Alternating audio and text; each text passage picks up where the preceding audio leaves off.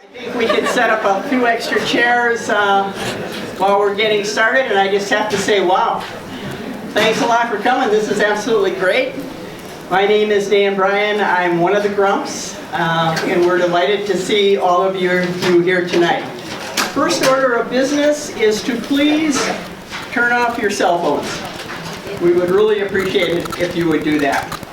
Second thing I would like to do is to introduce our candidates for seat 6. First, to my left. Is that my left? Yes, it is. Cris Carusi is a public school advocate and Madison Metropolitan School District parent for 10 years. Sure, they can stand up. Seated next to Cris is Janae Muldrow. She is a lifelong Madison resident, an East High grad, and the Director of Youth Programming for GSAFE. Next we have Kate Toews. Kate is a former educator and businesswoman and the mother of 3 children in the district. And then we have seat 7. Candidates are Matt Andrzejewski. Matt is the father of a West High schooler, an instructor at UW-Whitewater, and a scientist. Seated next to Matt is Ed Hughes, who is running for his 4th term on the school board, is the parent of a son and daughter who attended Lapham, Marquette, O'Keefe, and East. And Nicki Vander Meulen, a juvenile attorney in Madison. So let's give them all a round of applause before we get started.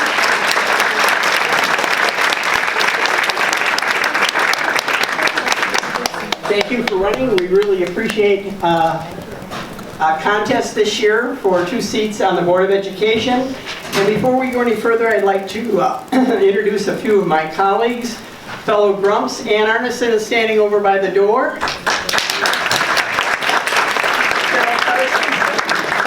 Is sitting in the front alongside Marie O'Hara, who will be our esteemed timer. And these are all former school board members, so we kind of know what these folks are feeling tonight. We've gone through a few of these forums ourselves, and it's really can be rather stressful at times.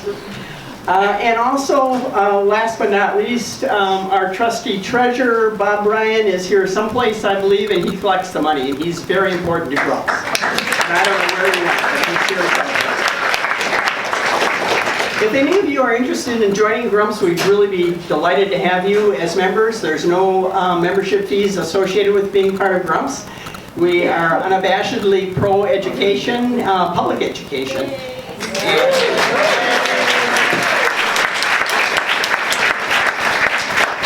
And our sole ask of anybody who becomes one of us Grumps is that you be ready to contact your legislators at the drop of a hat. And believe me, it is going to be more and more necessary as time goes by. So the format for tonight, the opening statements from each candidate will be 3 minutes. They will have 1.5 minutes to answer questions and a 1-minute close. Because we have 6 candidates, that takes up a fair amount of time, and we're delighted you're all here. I mean, we want you to be here, but we want to be very timely. So as I mentioned, Arlene is going to be our timer. We're going to strictly adhere to those timelines, and we hope that you will be respectful of the candidates and of the moderator and of the timer, because we want this to flow very smoothly. So going first, based on a lottery, we have seat 6. And again, based on a lottery, we have Janae Muldrow. Maybe you want to stand up, I think. Hi y'all, I'm Janae Muldrow, and I'm running for school board because I think we have these very brief moments of life, and we have this opportunity to take our time and our energy and to put it where it really matters. And I think there's nothing that matters more than education and how we treat our children. And I think education is the ultimate expression of how we treat one another's children. I went to school in Madison from kindergarten, and it was a half a day back in my day. through my graduation, and I'm really familiar with this school district. I've worked in schools all over, and I know how committed our students are to learning and achieving and to being successful in school. I know how passionate our young people are about justice and equality, and I'm really inspired by the opportunity to work with the school district in any capacity. I have been a janitor and a security guard and an after-school specialist and an artist in residence, and there's never been a job that I was too good for within this district. I think that there's so much that we can do, and I think that investing in my leadership and investing in the diversity of the board is really relevant to the messages that we send to our children about who can be a leader and who is important and whose voice needs to be at the table. And so I'm really excited by this opportunity, although I will say it's a lot of work. And I was definitely having like an Eeyore moment a while ago, and I had a really good friend remind me what a privilege it is to get to be able to do this. She told me in Chicago, the school board is appointed by the mayor. And so the idea that you can do this, the idea that I can do this, is a really, is a really big idea. And I'm completely honored and grateful to be here tonight with y'all and excited to hear your questions. Thank you so much for having me.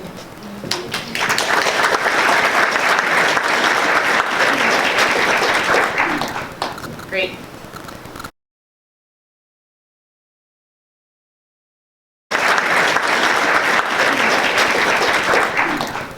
Great.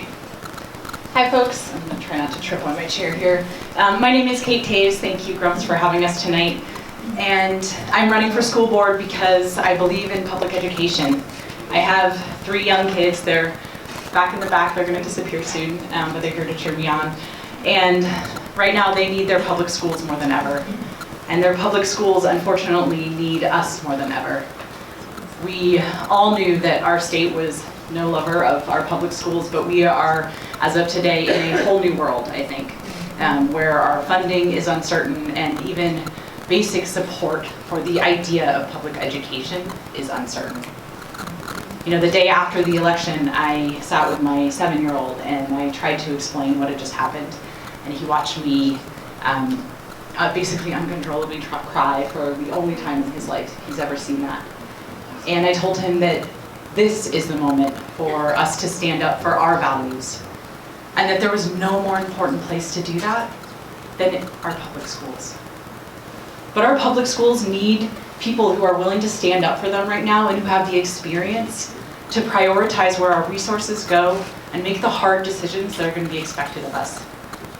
After more than a decade of leadership in business, a CEO of my own company, and with experience in the public education system myself, I've made those hard choices about budgets and personnel and priorities. The reality is here in Madison, we are incredibly fortunate to have a well-funded district. I know it doesn't always seem like that, but we do. And we also have real challenges that we still need to address. We have still one of the worst racial achievement gaps in the country.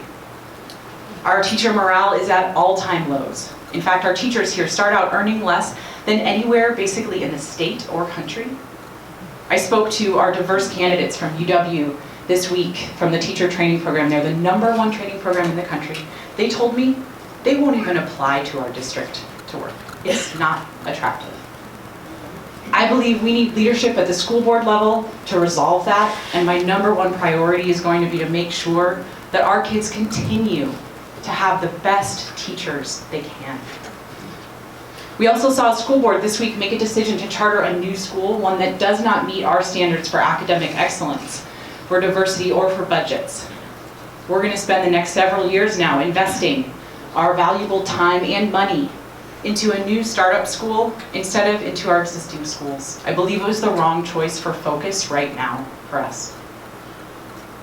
Our school board needs people who are prepared to make the hard choices ahead, and I would be honored to be that person and represent our community, helping all kids excel in our district. I'm looking forward to a great discussion tonight and really excited to see so many people here. So thank you.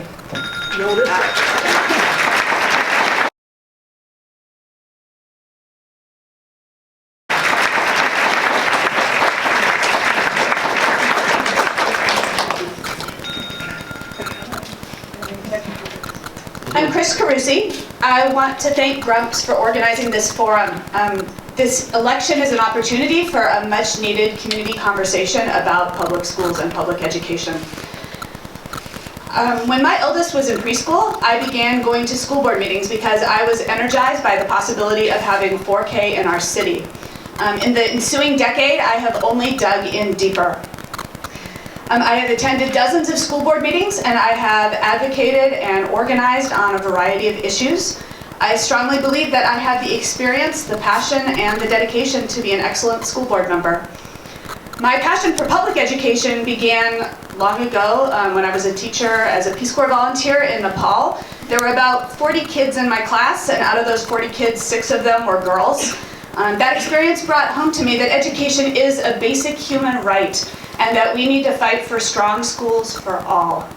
That experience also helped me learn about my power and my privilege, and how important it is to be a good listener.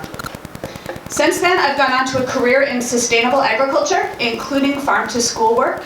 I have managed programs and budgets both as a nonprofit executive director and at UW-Madison.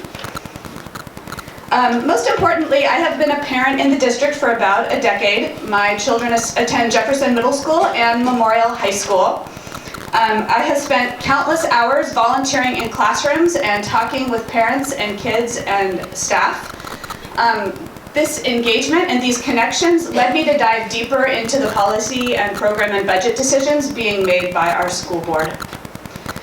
As a school board member, I will advocate first and foremost for just and equitable schools. I'm sure we can all agree that every student in our district deserves the opportunity to reach their full potential. But in order to achieve this, we can't just talk about it. We have to engage in thoughtful action. I will also advocate for smaller class sizes. Over the past few years, the district has been responding to state-imposed budget cuts by increasing class sizes, and I believe this needs to stop.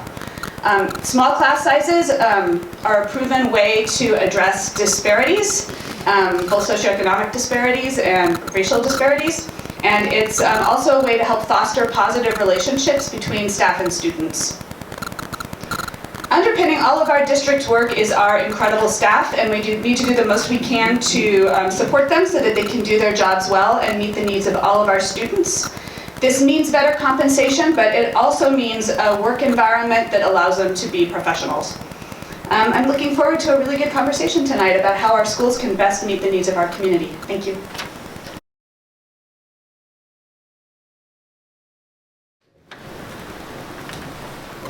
Hi, I'm Ed Hughes. It's been my privilege for the last 9 years to serve on the Madison School Board. And with your support, I'm looking forward to continuing fighting for our kids in our schools for another 3 years. But I wanted to take my time here right now to give you talk a little bit about my story and what brought me to the school board. My wife Ann and I have 2 kids, Chris and Claire. If you've already heard, they went to Lapham and Marquette and O'Keefe and East. Chris is our oldest, and he's a bright kid, but during his early years at Lapham, his teachers were concerned that he wasn't picking up reading. And in fact, Chris has a very significant learning disability.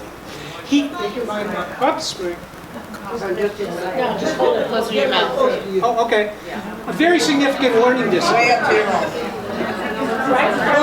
Right in front of me. How's this? Pardon? You turned it off. Turn the button. All right. Oh, he must be out of battery. Is this better? Oh.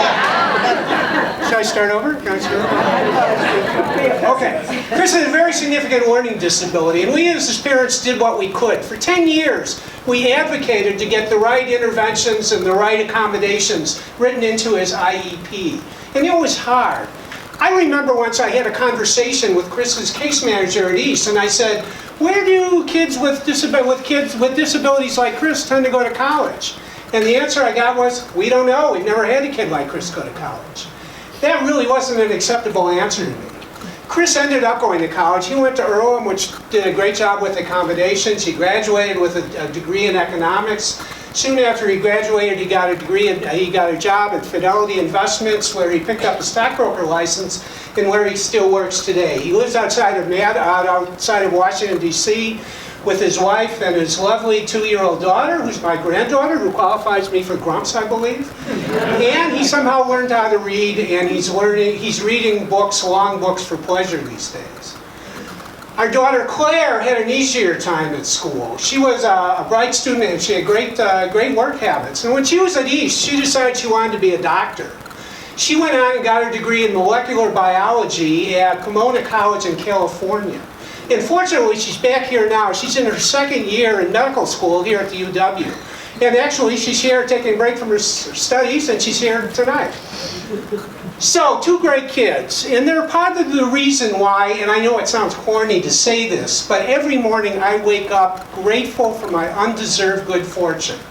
And I feel a strong obligation to give back to the community that has given so much to me. And that's why I think the best way I can serve is to be a member of the school board. I don't view myself as an advocate for kids with disabilities, though I have a kid with a disability. I don't view myself as an advocate for advanced learners, though I have a kid who is an advanced learner. I view myself as a champion for all our kids, and particularly want to push for change for those kids who our school district traditionally has not served well, and who can't count on the level of family support that my kids could. So that's the approach I'll take, and I'm looking forward to bringing that perspective to our discussion this evening.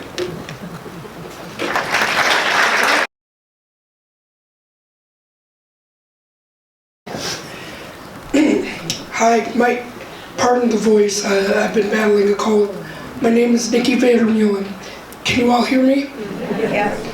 I'm running for school board to be a voice for the voiceless. Kind of ironic, isn't it? But very simply, I know what it's like when a public school doesn't succeed and doesn't help their children. I would be the first on the board to be an autistic individual as the school board member. I've worked with hundreds of kids with disabilities, all of them as my career as a juvenile attorney. And I've seen over the years the same kids over and over again, cases that should be handled in the public discipline that are now being handled in the court system. Our job is not to criminalize childhood. Our job is to provide an excellent learning opportunity for every student. Yes, I am a disability advocate, but I consider myself a child advocate first. I want every child to learn to their potential. One way this can be done is reducing the number of suspensions and expulsions in our public schools. Right now we expel 61% of black males and 35% of the disabled. Yet they make up 18% and 14% of our total population in the school district. That's unacceptable, and that needs to change. I also want to ask the hard questions on open enrollment. Why do we constantly lose 1,000 students a year to other districts? How do we retain them? Can we do an exit interview so we can see what we're doing well and what we need to work on? Above all, I want to speak for all our children, and that's why I chose to run today. Thank you for your support.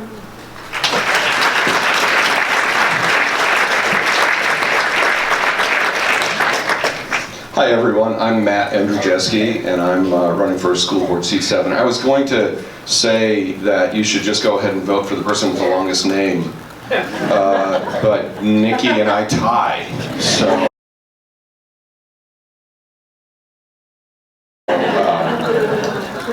But in all seriousness, these are really difficult times for public education.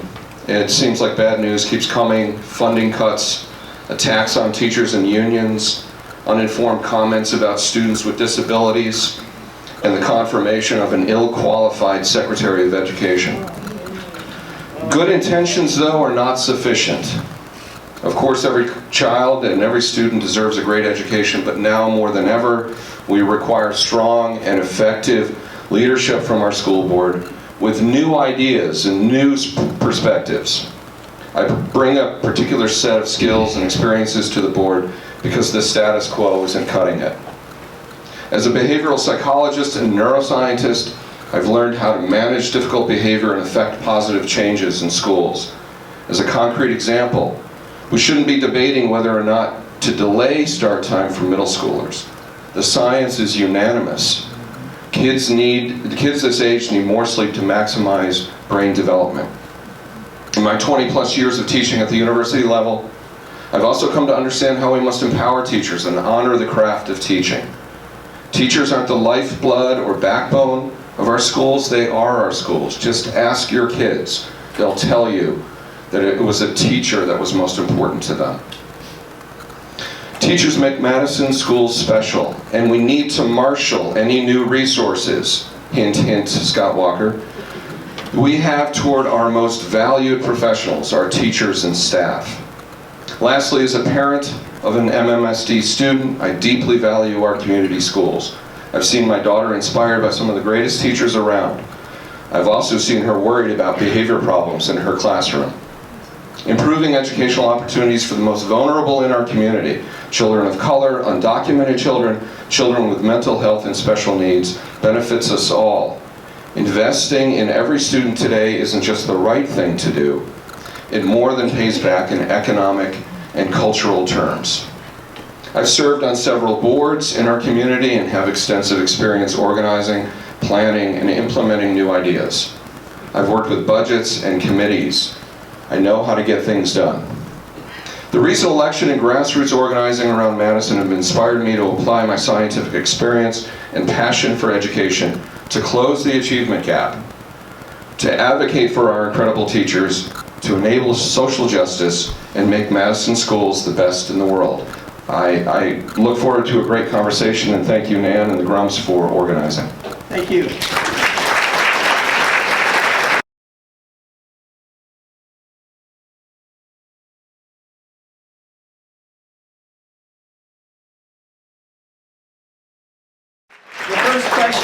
The first question will be answered first by Ed Hughes, and then it will move to this table over here, and when it comes to this table, Kate will answer first. So the first question is, in tight budget times, what 2 areas of the budget will you protect? And if the state appropriates additional funds for the next school year, what is your first priority for additional spending?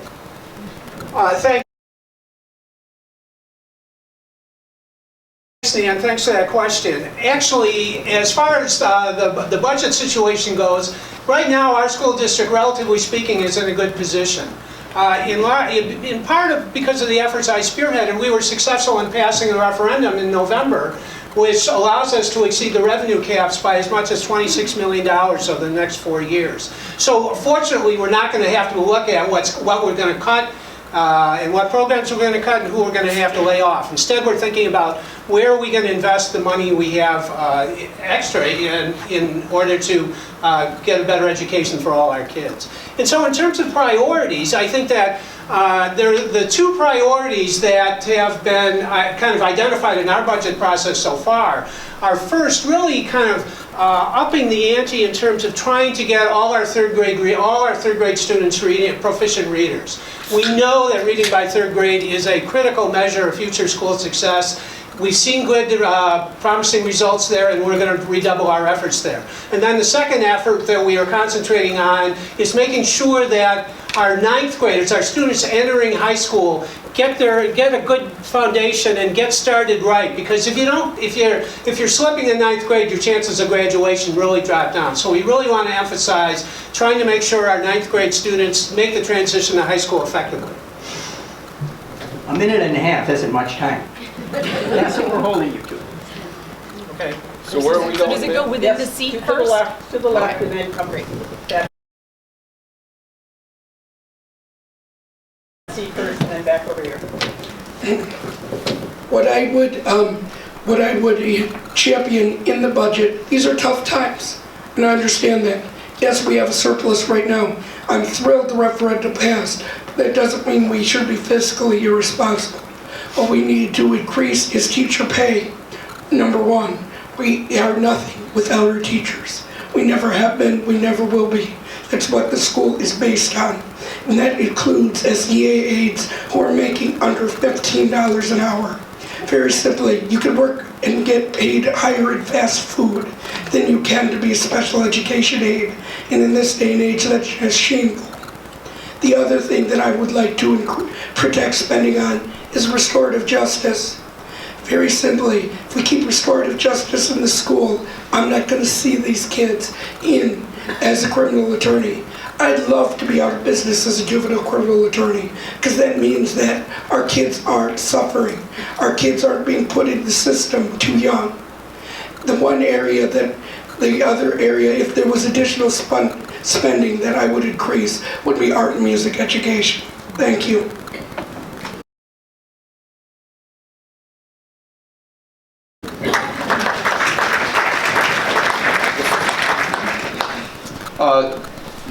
It is definitely the case that we're faced with a lot of budget priorities and budget cuts, and I think the two main areas that I would focus on would be, as Nicki, I would concur, we need to make sure that we are recruiting and retaining the best teachers available.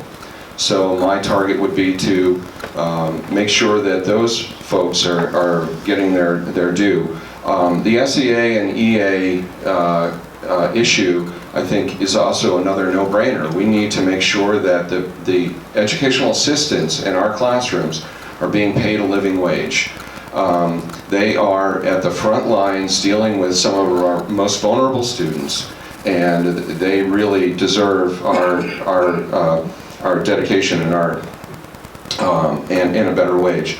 The second issue that I would like to investigate and explore is, my daughter just went through middle school, and she's a freshman in West High School now, and that is, middle school tends to be a time that we forget about our kids. We think that they're hormonal, or that they're just a mess, and I've heard people say things like, we should just bury them in the ground and dig them up when they're ready for high school.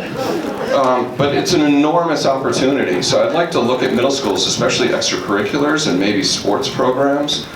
We know that these have amazing benefits for our kids, so those would be my two priorities.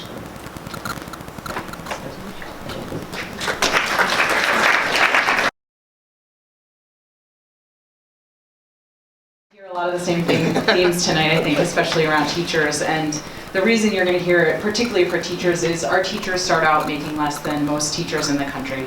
So our teacher starting pay for someone with a BA is about $36,000, $37,000.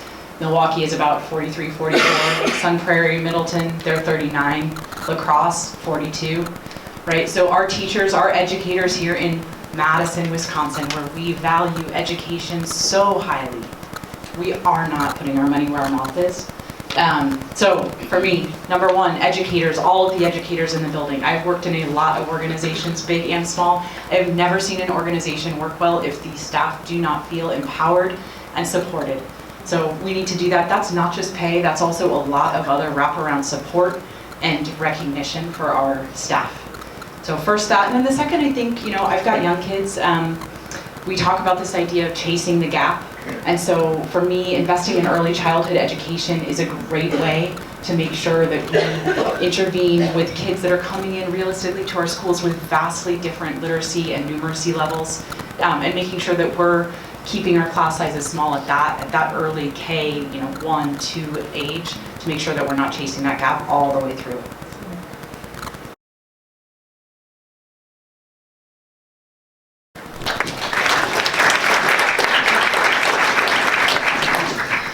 I think when you're talking about how we distribute resources, you have to think really carefully about what is working and what isn't working. And I think we spend a lot of money on things that do not produce great outcomes for our students. It does not produce great outcomes to arrest students at school. And we spend a lot of money to do it.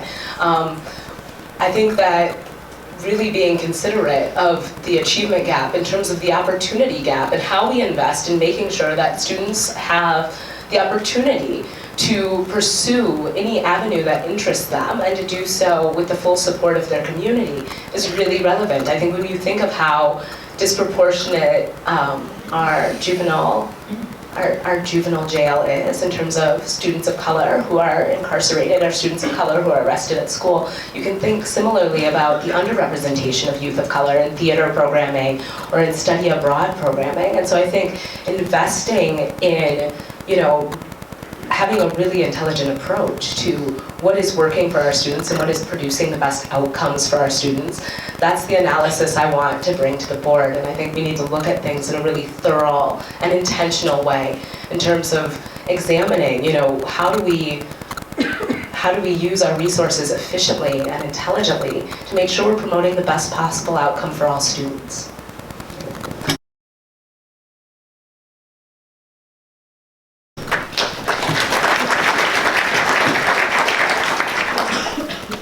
In tight budget times, I believe that our budget needs to reflect the values of our community. And if we truly value inclusion, keeping kids in our schools, reducing suspensions and expulsions, we need to ensure that our budget protects small class sizes so that teachers can meet the needs of all students. Developing strong relationships between students and psych work and social workers and teachers is the key to helping improve behavior in our schools and helping all kids succeed in a restorative environment. If we were to have more money, I would absolutely implement across-the-board pay increases for our teachers and our staff. We are losing way too many teachers out of this district. We're approaching a 10% attrition rate, and that is not acceptable. Pay and working conditions, if you've already heard, are key to making that happen. I would also implement a $15 living wage, not only for SEAs, but for food service workers and anybody who is not getting a $15 living wage at this point. And I would also invest in innovative summer programs that would help close not only opportunity gaps, but also excellence gaps. I think we need to not only have summer programs for kids who are failing, but for kids who might be achieving proficiency, but with a summer program might make it into AP and honors classes. And that would be part of my vision for how to use extra money.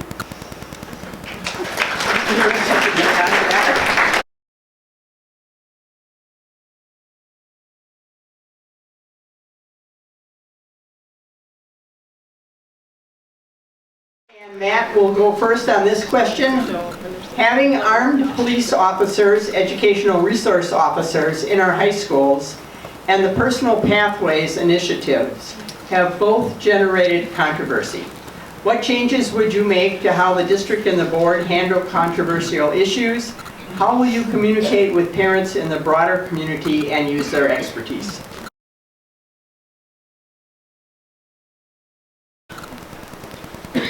The first change I would make with controversial issues is how the district is communicating and connecting with the community around these issues. You've got two really different examples in Pathways and the EROs. With Pathways, you had a top-down initiative that most of the community did not hear about until the district was asking 8th grade students to decide whether or not they wanted to be in a pathway.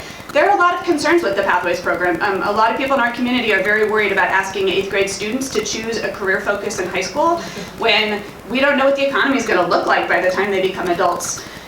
In contrast, with the very controversial ERO issue, the board has created an ad hoc committee where members of the community were invited to apply and connect directly with the board so that they could have a voice at the table in deciding how we proceed with our contract with the city so that we can rethink how we do policing in our schools. We have examples of some schools where some things appear to be working. We have examples of things that absolutely aren't working. If this, what I think, excellent committee and this model of bringing community voices to the table can help us resolve that issue, I think it's a model we can use to resolve other controversial issues in the district.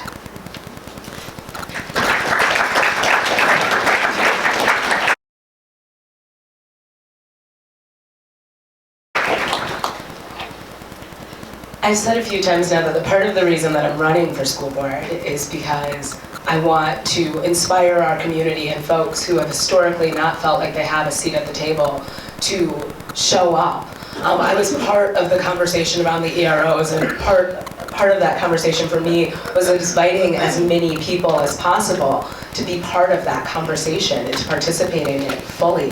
And that includes the students who are being directly impacted, students who are being arrested at school, and hearing how they represent that story. I think, in engaging the community, it's about making space and diverse opportunities for people to participate. People who have different access to the school board and aren't able to make a meeting at 5 o'clock on a Wednesday should still have a place where they can, speak to the issues that impact them and their communities and their children. So how do we broaden and expand people's ability to interact with the school board and interact with their schools? How do we take full advantage of technology? How do we invite people and make people know that they're going to be heard? Well, I think part of that is how you interact with people, how you talk to people, how you listen to people. And I am a lifelong learner. I'm available to listen to people and to help people navigate new ways to be at the table. Thank you.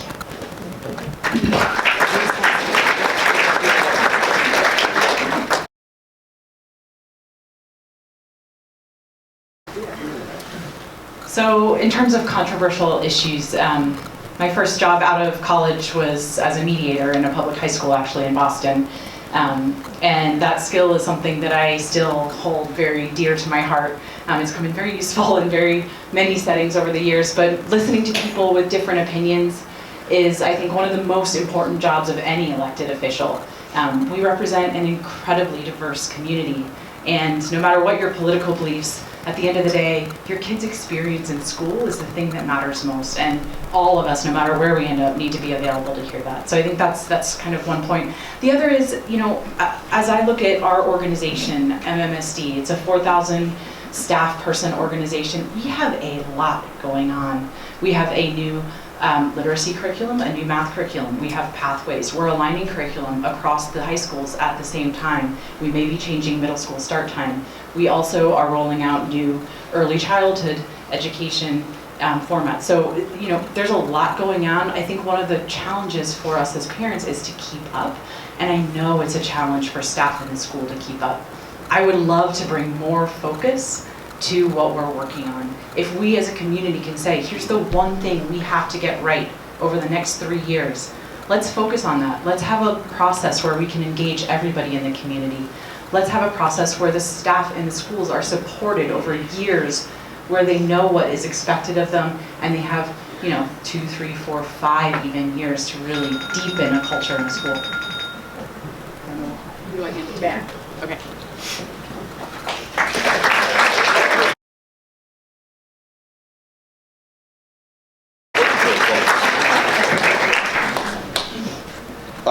I want to take a slightly different tact on this question, a little bit different path, and that is that I want to remind people that both of these programs, I believe, somebody may correct me, but both of these programs were initiated by grants and grant funding. They were outside initiatives that we brought into our schools. And I want to remind you of a second thing, and that is our superintendent, when she arrived, she told us that she felt the teachers were suffering from initiative fatigue. Those were her words. So if we're going to focus on teachers, let's focus on teachers, and let's not continue to hit them over the head with one new initiative after another. Johnny Milton at the ERO Cap Times debate and panel was really great, and he said it in his own words. He said it just sounds like the district is coming in with one grant after another, and they're getting their information and they're leaving us behind. So I think when we're studying these issues and we're studying these initiatives and so on, we need to see what we're getting into, what we're committing to, not for the next 3 years or 5 years, but 10 years and 12 years. I think that the ad hoc committee that Anna Moffat is organized and gotten together on the ERO issue, I mean, we could go on forever about the pluses and minuses, but what I would demand is, what does the evidence suggest about these various things for our schools?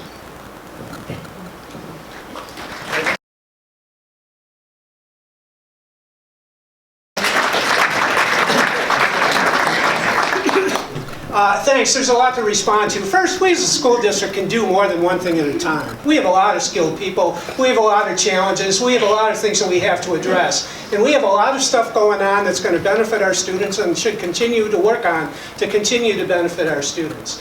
Cris described the approach that we're taking on the EROs and with the committee, and I agree that's a good approach. With the Pathways approach, you know, first of all, it isn't dependent on grant funding. We got some grant funding to help with the planning, but the implementation itself will be part of our regular budget. And I think the Pathways program is a good way to make our high school classes more engaging and more purposeful.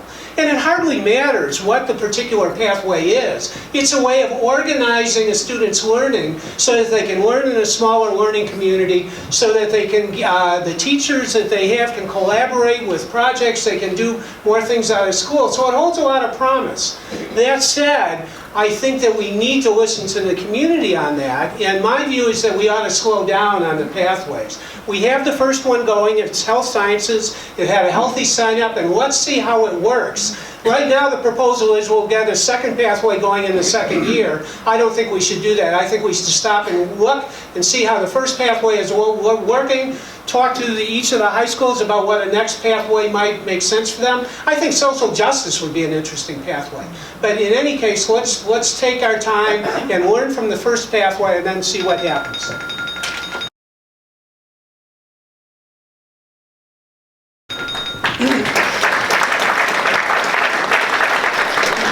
I'm also going to take a bit of a different tact. Very simply, we need our communities engaged. Why are we making people go to the board when the board should come to them? Why are we providing materials to the board, to the citizens, 4 days before a board meeting? So you can only get the documents and the agenda on the Thursday before the board meeting. How can you be a well-educated citizen and participate without equal access and timely access to the information?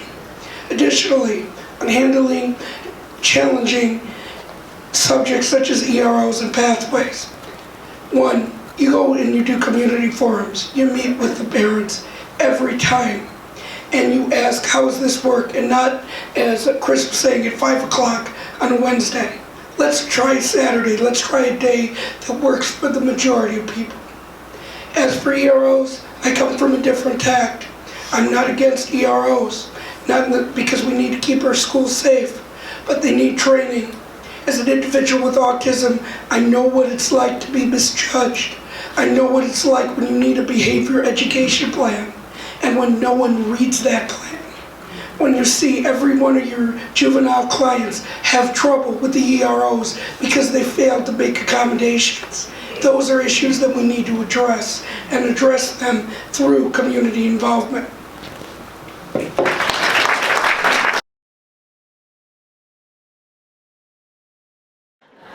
So the question we have now before us is, districts throughout the state are facing teacher shortages. What ideas do you have to attract and retain qualified teachers? What I have is very simple. One, as I said, we have a budget surplus, which is wonderful with the referendum. However, we need to attract them by saying we need pay raise, yes, but we also need benefits. Teachers shouldn't have to pay for their health insurance premiums. That's something that should be covered. We need to make sure that their mental health is covered. We need to make sure that the basic benefits of our SEAs are covered. Another way you could attract teachers and families is to make sure that they have the adequate necessities, like give a stipend if you bike to work, give a stipend if you work extra, or run a science Olympiad group, run an after-school program. Reward them that way. Reward them for working with their IEP instead of punish them. Right now an IEP is a 50-page document. Oftentimes the teachers don't get paid overtime for that work. They need to. We need to treat them like any other human being and stop vilifying them, and I think they will come to us.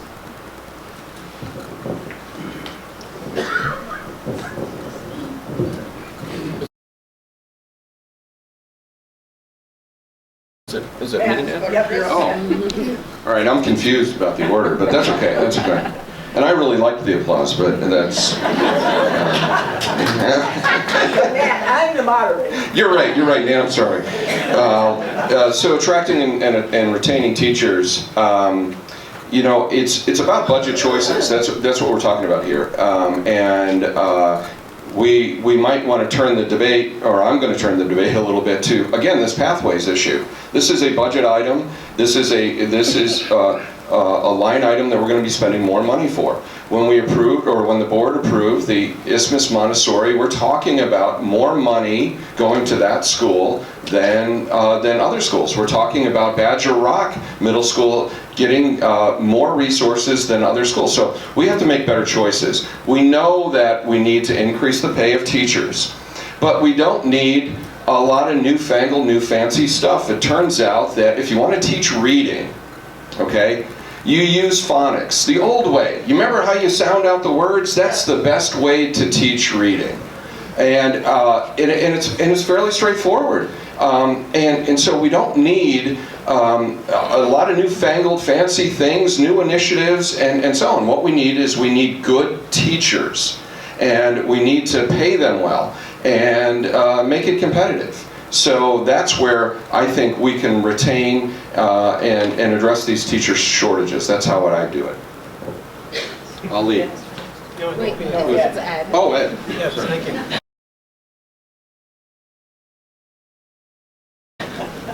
Thanks, that's a great question. One of the consequences of Act 10 is that every school district was kind of freed up to pursue the course that it wanted to pursue in terms of how it dealt with its teachers. And we in Madison have pursued a course of saying we want to work as partners with our teachers, we want to be collaborative, and we see them as full partners. And so we haven't imposed restrictions on them. We haven't kind of ripped up the collective bargaining agreement and said, here's what you're going to do, you're going to wear this dress code and stuff. Instead, we have sat down with our teachers and tried to develop a handbook process that really is a collaborative undertaking. And so an appeal of doing that is that teachers who are working elsewhere around the state for school districts which perhaps aren't as collaborative with them can say, well, why should I put up with this? I want to go work in Madison. And so another thing we do is we try and hire the best teachers around. We will hire teachers laterally where a lot of school districts won't because of budget things. Also, we spend 85% of our budget on salary and benefits. That's a total of about $310 million a year. And we can sit down and think if there's a better way to allocate that, and I think that we should. But that's got to be a collaborative undertaking with our teachers to say, is this the right mix? Should we have a higher starting salary? Should we do something with benefits in order to, kind of rearrange the buckets of money that we're spending in a way so that we will be an even more appealing place to work?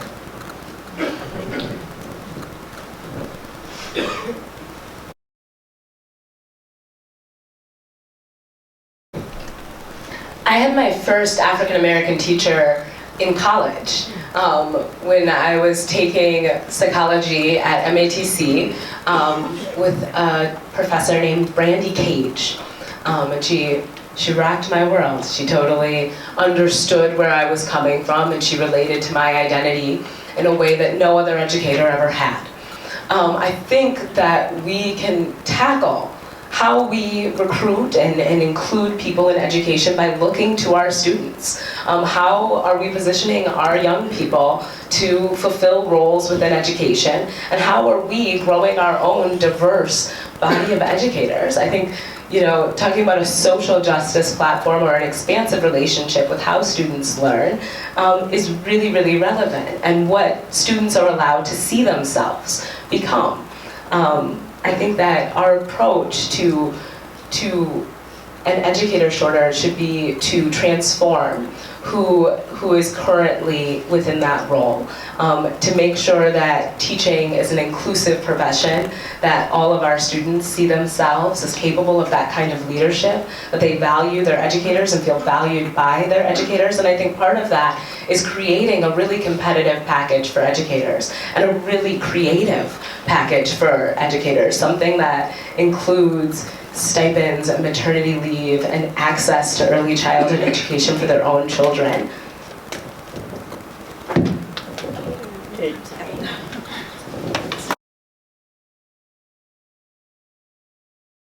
None of us can figure out what the order is up there, by the way. At least 10% of all of our brain power right now is being used on that. So let me split this question into two parts. First, on recruitment. Every year, fewer teachers are trained in our country. right? This is a long-term trend. It is only going to get harder for us to find good teachers for our kids. We already cannot fill positions in speech, in special ed, in bilingual. Our DLIs have to look outside of Madison, right? So this is a challenge that's current, and it is only going to get worse. Ed's right, we spend 85% of our budget on staff. Only 35% of that goes to regular instruction classroom teachers, right? We do need to solve a pay issue, particularly for teachers right out of college, in order to recruit new teachers. We also, I believe, reciprocity with other states would help, particularly finding diverse candidates, which is a huge, huge priority and necessity for our district right now. So second, on retention, another massive challenge. We lose almost half of our teachers right now in their first 5 years in our district, right? This is a big challenge around how do we support professional development for new teachers and really bring them into the profession, but it's also about culture, right? This is about making our schools places where people want to come to work, where they're excited to come to work, because when they're excited to come to work, our kids are going to get a better education. And that is deep. That's about listening to our teachers. That's about really making sure that they are recognized and have a say in what their days look like.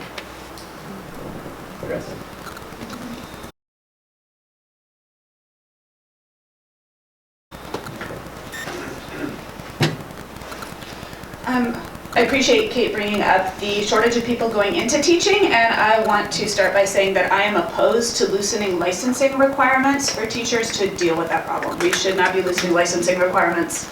I also want to speak personally. I have a 7th grader at Jefferson Middle School. She's taking first-year Spanish. She's had 2 Spanish teachers in 2 semesters, and the second teacher quit, and now she has no Spanish teacher. Cherokee Middle School has gone through 7 choir teachers in 1 school year. This is a serious problem, not only bringing in new teachers, but retaining teachers, and pay and compensation are absolutely a factor here, and I will work for across-the-board pay increases, but working conditions are equally as big a factor. I am completely on board with the ideals behind the behavior education plan, but we have to spend the money to make it work. We have to provide small class sizes and support in the school building, psych, social workers, nurses, to ensure that our teachers have safe working conditions where they can implement restorative practices effectively. I think we need to look at attrition rates not just for teachers, but also for food service and SEAs, because particularly for our security guards, it's over 20%, and this is embarrassing. We need to take action.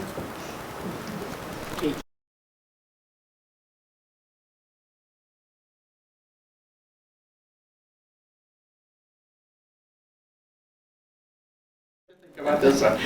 Okay, this question. How would you redesign the middle school experience to improve students' performance and prepare them more adequately for high school? So Kate, you go first at this table, and then Ed will go first at that. Great. Yeah, you know, this experience of campaigning, I've had the opportunity to listen to a lot of families through this process, and there's only a couple of themes that come up over and over and over from almost every person. So teachers is one, you hear us talk about that a lot. Middle school is another, and technology is another, and how we're implementing technology right now. So I'm glad you raised the middle school. So I think one, middle school start time is, again, kind of a no-brainer in terms of making sure that our kids can show up ready to learn every day. And then the second is really around support. Cris just brought up the BEP, and middle school has sort of been a little forgotten, right? We've invested in early childhood, particularly around literacy, a lot over the last several years. We're starting to invest at the high school level around pathways and really deeply supporting that program. But the gap years, again, which are kind of crummy years anyways, we just haven't supported with the right support staff in the schools. I think there's also a physical challenge in our middle schools. Our middle schools are older and are very, very physically tight. That is a complicated problem to think about. It involves facilities, it involves conversations with our community, but it is something that we need to be able to support because those are really, really critical times for our kids.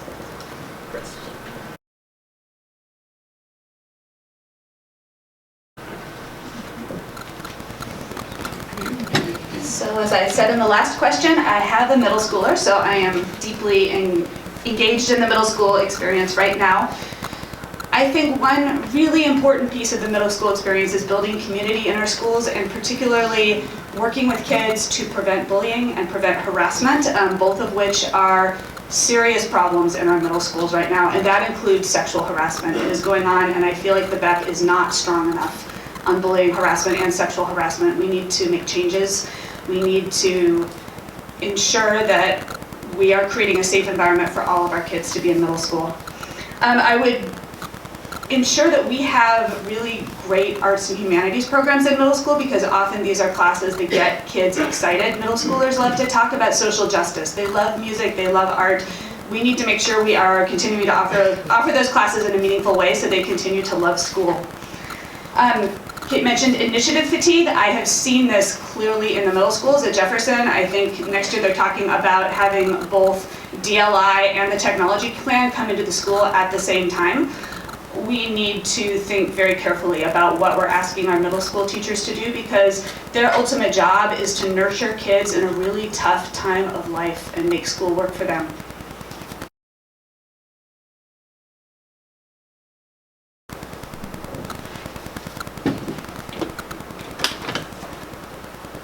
Middle school is kind of the time in your life where you are discovering and defining who you are.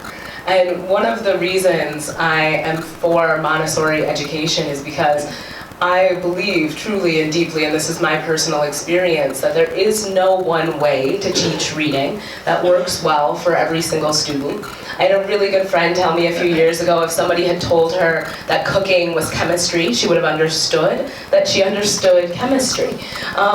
So I think making space for students to have a self-determined relationship with their education, to define and pursue their interests in middle schools, to explore their independence, is really relevant to the way that we approach making young people in middle school feel like they have access to the greatest parts of themselves. And I think that is what we're trying to do. I think that's the whole point in education, is not to kind of create this one-size-fits-all approach to how we're going to work with every single student, but to really accommodate the needs of different students. I was a very late bloomer, and I was in a really different place than some of my classmates, and yet we were all being taught kind of the same things about our bodies at the same time, without the ability to navigate the necessity of what we needed to know about. So I think making space for self-determination within the curriculum of middle schools is really, really relevant, and then providing incredible support to both educators and students.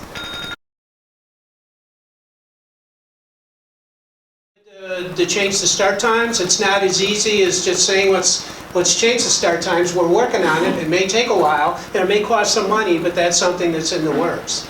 I am not an educational expert, and I don't think any of us up here who are candidates are. But we do have people in the school district who are experts. And in fact, we on the board had a presentation in November from folks in the district who are starting to undertake a study of how should we change middle school.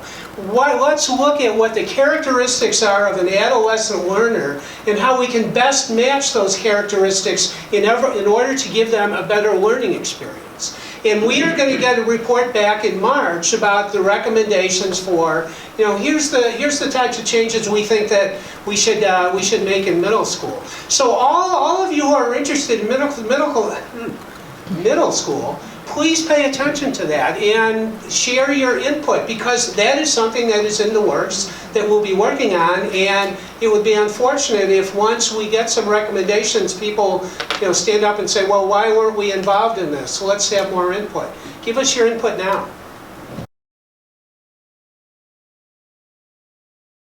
Hardest times of my entire life. I had a restraining order to attend middle school due to extreme and severe bullying. It shouldn't happen to anyone. Therefore, I have to agree with Cris. The bullying must stop, and we must have programs focused on it. The behavior education plan is a good start. Again, a start, but without ways to measure progress, we are not finding out what is needed for our students. Another way to improve middle school is to give a variety of classes. Plain and simple, I would have never taken certain art or poetry classes any other time, but they were offered. Again, someone may think, I hate gardening, but then they try it and they might like it. Instead, we're trying to force people into a track or a path of what they should do at a certain age. Childhood is about experimenting. It's about learning. So what you do is you give them as many options as possible.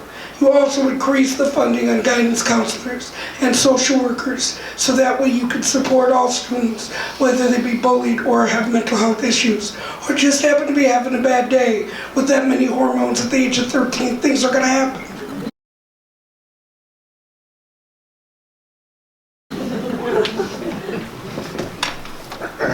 So I take great pride in, I think, bringing this issue to the forefront, because I think I'm the only candidate up here that has been talking about this since day one. This is an enormous issue.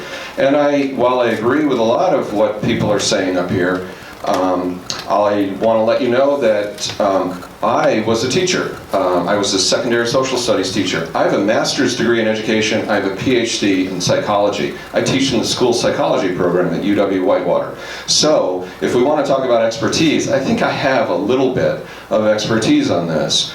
And and what that tells me is this is a critical time for kids. And we do have some really good evidence about what to do with kids in middle school. And, you know, if you think about it for a minute, it makes a lot of sense. We have kids in elementary school, and we have young adults in high school. And in middle school, it's this transition time. It's this time that you're sort of leaving the nest, right? You're going out there, and you're developing relationships that are not with you're starting to develop adult-like relationships. What's important in middle school is that kids connect with somebody. That the interpersonal connection is key in middle school. And so what we need to do is we need to make those middle schools communities. We need to have extracurricular activities, sports programs, coaches. We have to open up the infrastructure of our wonderful school district so that kids can be there.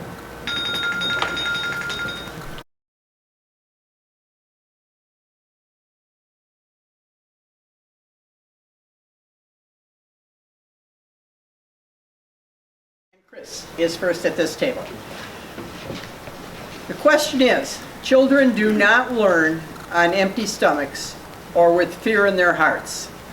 What have you done professionally to address these issues, and what ideas do you have to address these problems?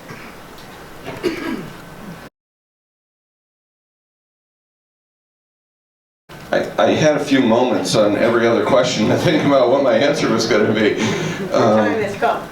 Yeah, it's I got to face the fire. So this is about empty stomachs and fear, and I think regarding the empty stomachs, we know we have a wealth of evidence to show that kids need nutritive stuff to eat, good stuff to eat, and that they're not operating on empty stomachs. I myself, haven't contributed in that respect. One of the ways that I've contributed in the fear sort of respect is in my daughter's elementary school, which was Thoreau. I was involved in the Math Olympiad program, and I think what that did was help bring in kids and get in touch with them after the school day and after the school hours, and get them in more embedded in the community and working with one another on things. I tried to make it fun. It was Math Olympiad after all, and I don't know if you guys were ever part of that, but that was that testing game that they used to play. So that's what I've done professionally, I think, to engage those two issues.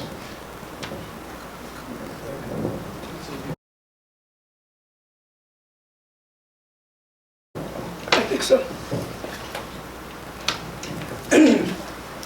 When I was in law school, I worked for an organization called Casper. Casper was an after-school program for homeless youth in which we focused both on nutrition, education, and behavioral issues. Additionally, as a juvenile public defender I'm a private attorney that takes public defender cases. I see children who are abused, who are abandoned, who are bullied on a daily basis. I've defended kids who have been abused by their parents, abused by their elders in church, kids who have been bullied. I work with them on a daily basis and just listen and ask, how can I help? Where do you need it? Where should I bring support? Additionally, I always carry a little toy with me in case someone needs it. So that's always helpful. Those are my own professional abilities.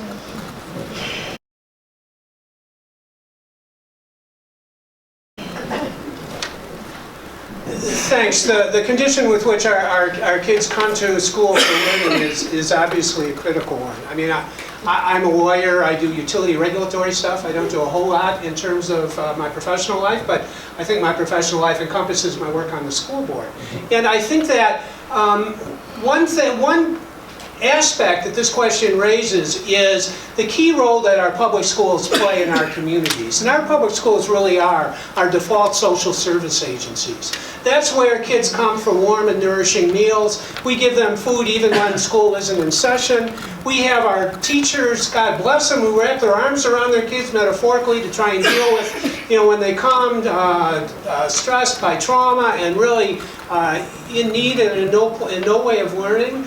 No way to really be prepared for learning. And so this really, to me, underscores the really terrible aspects of this attack on public schools that we have, because the approach to privatization that we are seeing at the state now at the federal level is based on the really pernicious notion that our schools are an individual consumption choice rather than a public good.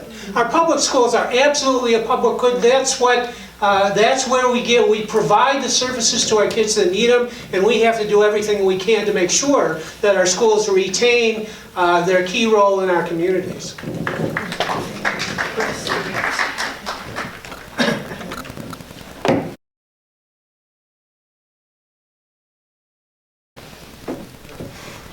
So food is my life's work. And when I was a parent at Crestwood Elementary School, I spearheaded and ran a farm-to-school snack program for our school, which brought healthy fruits and vegetables to every child in the building for snack. Not every single day, unfortunately, but as often as we could afford it. If elected to the school board, I would be a strong and firm advocate for farm to school, because I believe that connecting with our local farmers to bring farm fresh, tasty, healthy food will make our school lunch program win in every possible way. We'll have more kids buying lunch, we'll have more kids eating the lunch on their plates, and kids will behave and think and learn better because they'll be eating healthier food. This is something I've been working on for years. In terms of fear, one issue where I've tried to engage with the school board is sexual harassment. Last year, after I witnessed sexual harassment going on in my kids' middle school, I wrote to the school board and actually suggested revisions to the BEP that could help the district more directly identify and help kids who are being sexually harassed. I have talked to the superintendent about this. I haven't gotten very far, but whatever happens with this election, I will continue to work on this, because bullying and harassment need to stop in our schools. Our schools need to be nurturing, loving, and supportive places for everybody.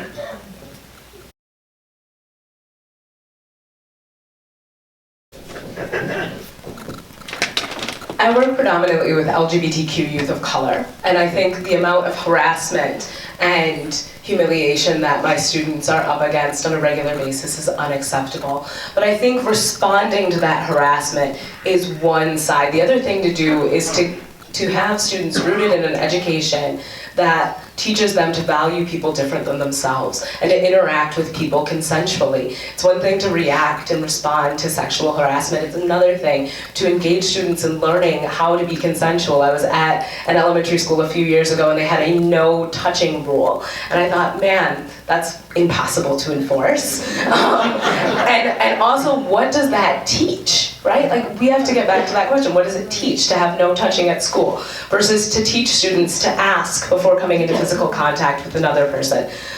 Food is really, really important to me. My partner was a farmer before he was a teacher, and I had the incredible opportunity to visit Berkeley's Edible Classroom, which is a pretty extraordinary way. It's one thing, again, to give kids healthy snacks. It's another thing to cultivate their learning and understanding of nutrition by allowing them to participate in the cultivation of food and the preparation of food. There is so much to be learned from that. And so I think the question is always, what are we teaching and what are our young people learning? And I think the answer to that question is rooted in that. So, thank you.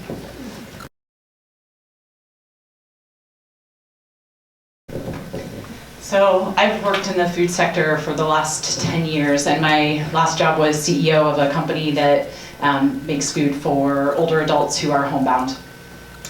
Farm to table sounds great, really, really hard to do. We have 25,000 students. We need to deliver breakfast and lunch every day, no matter what.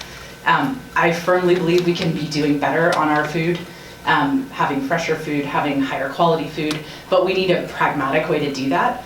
It's something that I care a lot about as well professionally, and would be very, very eager to do, but I want to do it in a way that we can actually deliver every single day, no matter what, because our kids, a lot of our kids, this is the only food that they're getting, right? The second, on fear. So I ran a peer mediation program, and I couldn't agree more with what Ali just said.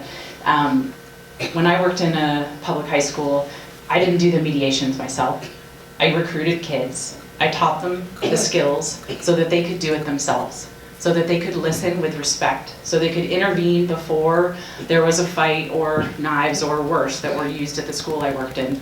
Those are skills that we have to be able to teach students, because it's important to become a citizen of our community to learn those things, and because it works way better than something reactive that's top down, that's us saying, teachers, you have to use the BEP.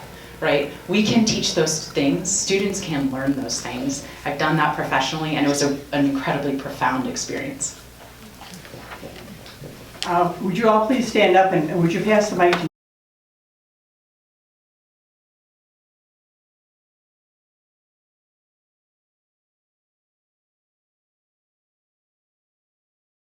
Nicki, because I think she's the only one that's going to need it. This is a yes or no question, so would you please all stand up?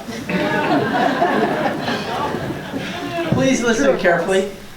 Will you actively work to increase the pay of the district's lowest paid employees, education assistants, special education assistants, and food service workers? And go ahead, Chris, you're first. Yes. Yes. Yes. Yes. Yes, yes. Yes, yes. All right, thank you. You may be seated. I hope all the SEAs and EAs here heard that.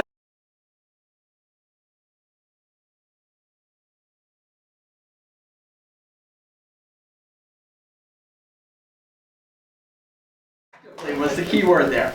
All right, the next question and the last question before we move to closing statements, and here we will start with Ali at this table and Nicki at that table. So the question is, what is the primary value of public schools?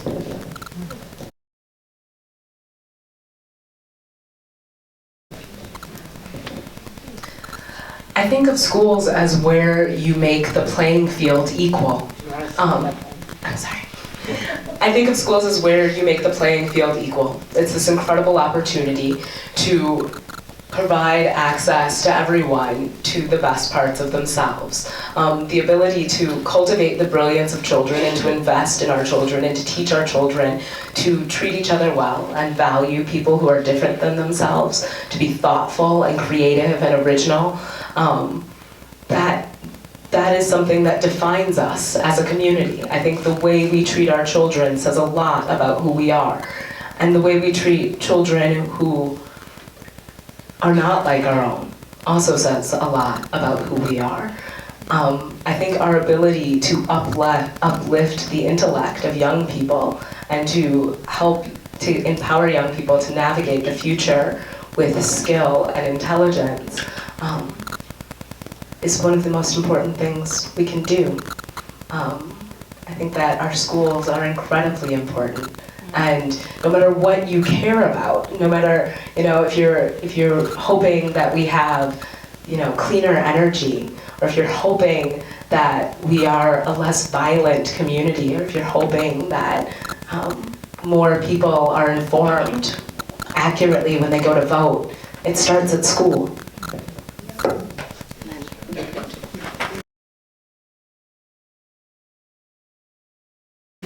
Okay, last time through. Look, our country was founded on public schools. That's literally how we were all supposed to be educated enough to vote in the first place. Our kids need that more now than ever.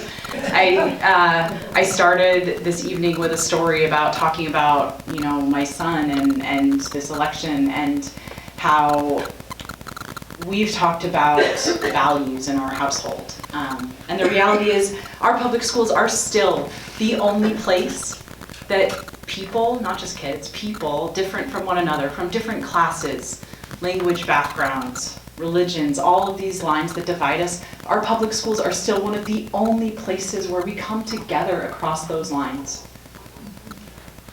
Our kids need that right now more than just about anything that I can imagine. So when I think about public schools, I want my kids to be there. I want them to be there with every single other kid in our community. We lose about 6,000 kids out of Madison right now, the 1,000 that opt out and open enroll elsewhere, but 5,000 kids in private school. They should all be in our public schools. That is how our country comes together and builds a future that is different than the moment that we're in. Chris.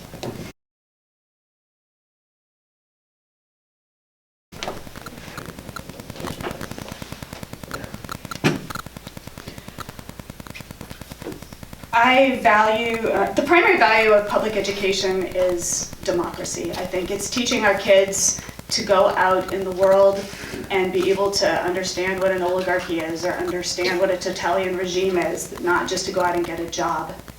Right now, I think that's really important.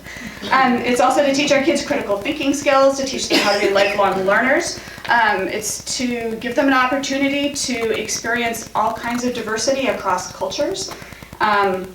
And to ultimately try to address the inequalities, the growing inequalities in our society by providing a place where everybody gets a chance in life.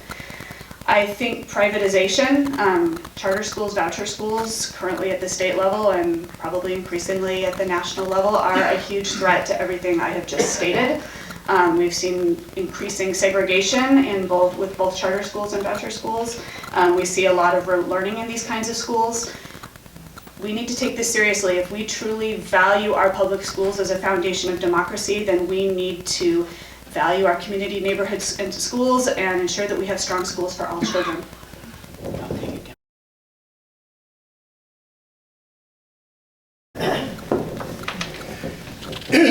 Public education is the bedrock of society. It's where ideas are shared, where people come together. But it's more important if you have special needs. Imagine a charter or voucher school that says they don't have to take you, that you have to sign a contract saying you give up your rights to be able to get an education. How many of us can actually say that? Very simply, the public education is there to educate everyone, to treat everyone the way they deserve to be treated, to show them what the rules of society are, how to work with people who are different, how to work with people who have more, who have less, who are differently abled, who are different races.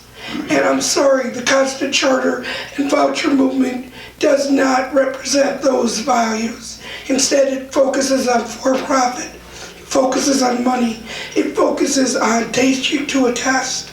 That's not how you learn. You learn by doing, you learn by people, and you learn by experience and by meeting others, not by segregation, not by leaving people out. Therefore, without public education, our society cannot function.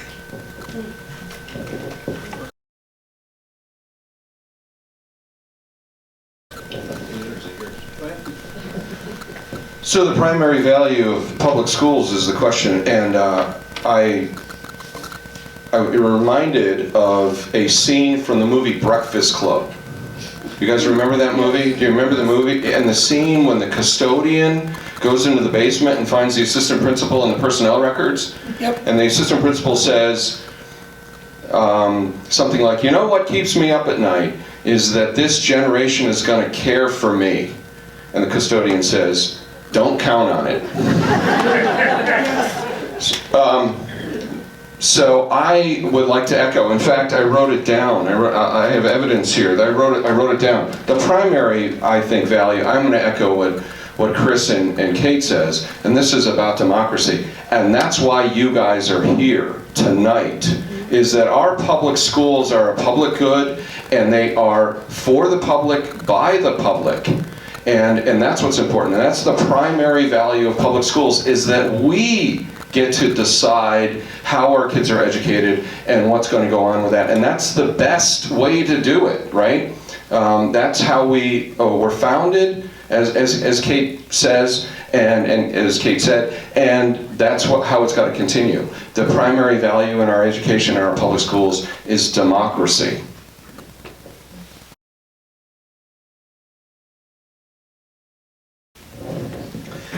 Thanks. It will come as no surprise that I too am in favor of public schools. And in fact, I've devoted much of the last 9 years of my life to making our schools as good as they can be.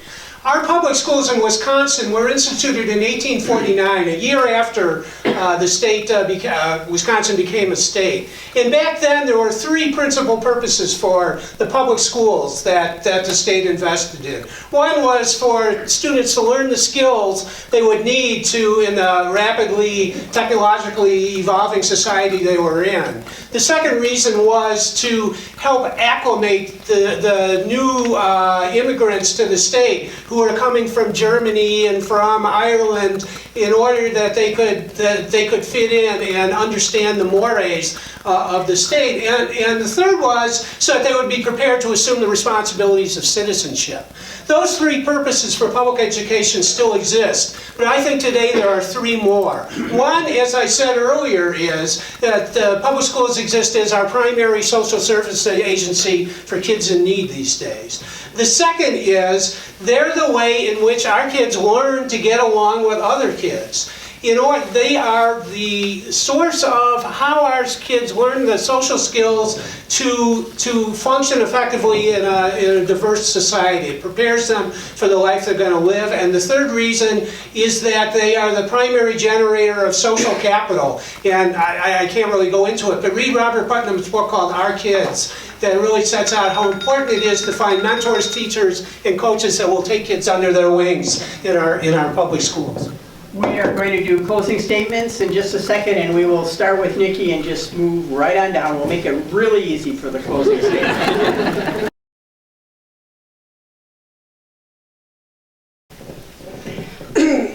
As I said, I am running to be a voice for the voiceless. Whether or not I get mine back, that's debatable. Anyway, why I'm running is to help as many children as possible. This will be done by reducing the number of suspensions and expulsions, creating a behavior education plan that has actual benchmarks, and working to figure out and ask hard questions on open enrollment, namely why we lose 1,000 students a year to other districts. Very simply, our schools and our children all deserve a better public education, but right now not every student is getting one. I ask for your support on February 21st.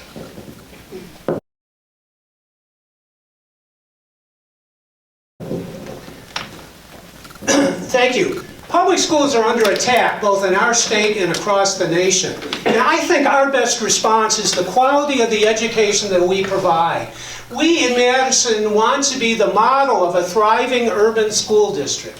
And we're heading in the right direction. Over the past 4 years, we've had a clear strategy and a consistent focus that has started to pay dividends in terms of enhanced student learning.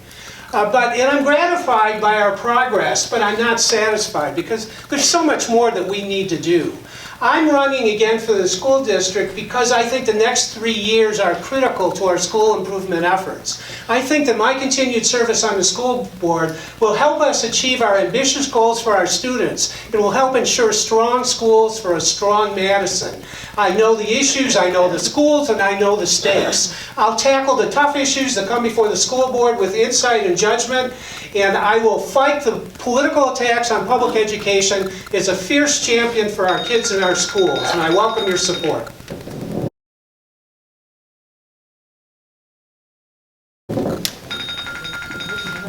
Thank you very much for being here tonight and listening to us, and hopefully you've taken away some things. I'm reminded of my message when I look at my button, and that is that I'm a parent.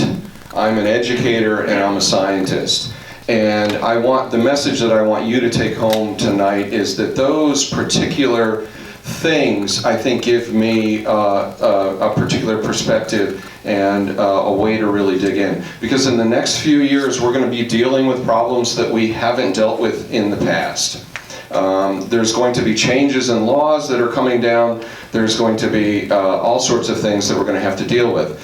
I know the literature. I have worked in education for a long time. I can evaluate the statistics. I can look deep and dive deep into the evidence and help provide in a collaborative way answers for these new problems that we're going to face. We all have good ideas about the problems that we are facing now, but what about the future? I would really love your support. Thank you.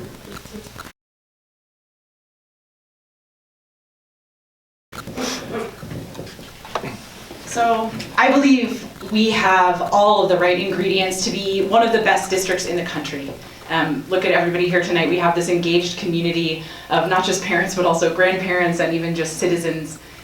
We are well funded. We have a $450 million school budget. We spend about 70% more than average on our kids, which I am thrilled about. We need leadership at the school board level that's prepared to prioritize our resources, prioritize our staff focus, and has years of experience doing that. We don't need people learning how to do that on the job. I would love to be that person. I've got young kids in school. I'm committed for the long haul. I've got a 1-year-old. I've got at least 18 years to go in the district. But I think we need people who are willing to stand up, to have the hard conversations right now, to make the hard choices, and to protect our public schools now and in the future.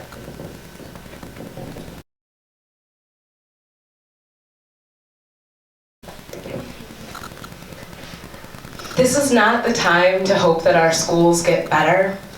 This is a time for radical transformation. When we talk about the achievement gap and we talk about the issues that our district is facing, the urgency, the urgent need to make sure that our schools are providing an excellent education for every single student is something I will pursue with every ounce of myself. It's one thing to say that I have worked in racial justice, I absolutely have. But it's another thing to say that I know what it's like to be a student of color in MMSD.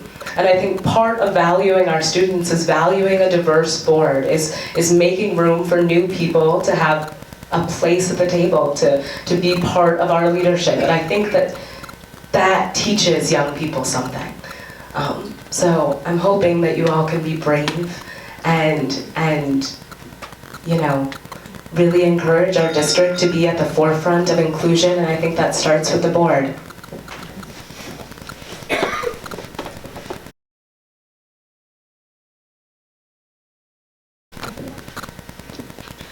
I'm so grateful to be a part of this conversation tonight, and I want to thank each and every one of you for taking the time to be here.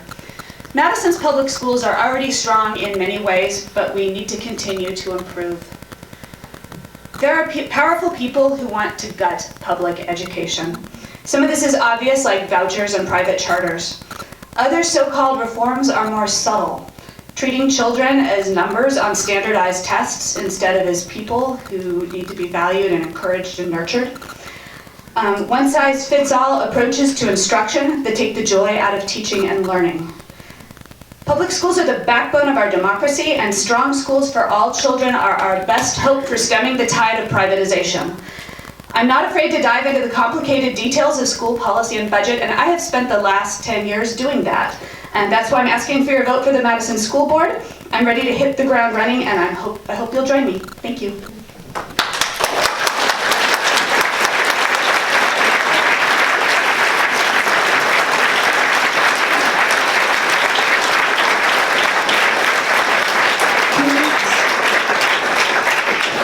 2 weeks from tonight, the polls will be closed. 2 weeks from today, you can vote. So please go out and vote. You have some wonderful candidates to... Oh, you can't vote right now. That's absolutely... Some of us don't do that. You know, we do it the old-fashioned way. Thanks, folks. Thank you so much for coming. We enjoyed seeing you all.